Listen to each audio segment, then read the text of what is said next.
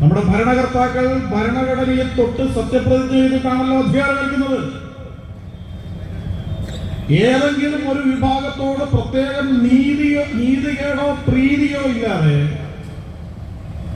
നിഷ്പക്ഷമായി ഭരിക്കുമെന്നുള്ളതാണല്ലോ അവർ ചെയ്യുന്ന പ്രതിജ്ഞ. അങ്ങനെയാണ് പ്രതിജ്ഞയെങ്കിൽ ഈ അവഗണനയും അവഹേളനവും ഒടിച്ചു നിർത്തലും പക്ഷപാതമല്ലേ?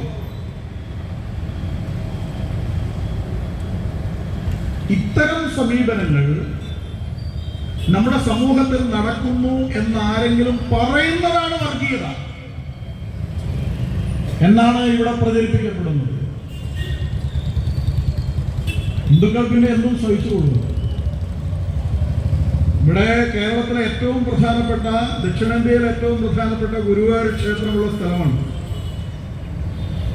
നമ്മുടെ നാട്ടിലെ ഇടത് വലത് മുന്നണികൾക്ക് ഇവിടുത്തെ ഒരു MLA ആകാൻ ഒരു പ്രത്യേക മതവിഭാഗത്തിൽപ്പെട്ട ആളുകളെ പാടുള്ളൂ എന്ന് അവർക്ക് നിർബന്ധമാണ്. ഹിന്ദു ഒരിക്കലും പാടില്ല.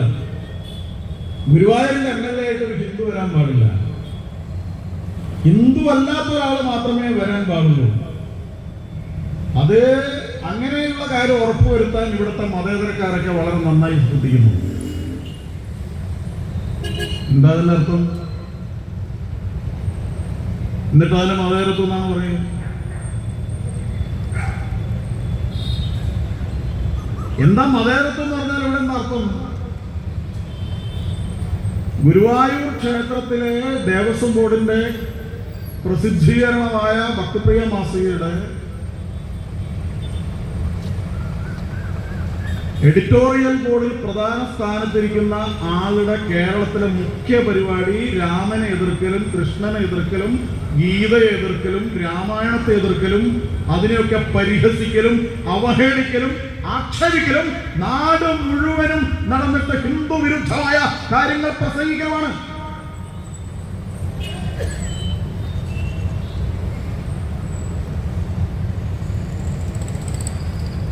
കുറച്ച് ദിവസങ്ങൾക്ക് മുമ്പ് ഒരു പൊതുയോഗത്തിൽ അദ്ദേഹം പറയുകയാണ്, മുസ്ലിങ്ങൾ വിളിച്ചുകൂട്ടിയ ഒരു പൊതുയോഗത്തിൽ പറയുകയാണ്, കഴിഞ്ഞ 75 കൊല്ലമായി 5000 കൊല്ലം മുമ്പ് ഒരാൾ എഴുതിയ കഥയിലെ കഥാപാത്രമായ രാമൻ എന്നു പേരുള്ള കഥാപാത്രത്തിന്റെ ചുറ്റുമാണ് ഇന്ത്യൻ രാഷ്ട്രീയം കറങ്ങിക്കളിക്കുന്നത് എന്ന് പറയുന്ന ആളാണ് ഗുരുവായൂർ ദേവസ്വം ബോർഡിന്റെ ആസ്ഥാന സാഹിത്യ പണ്ഡിതൻ.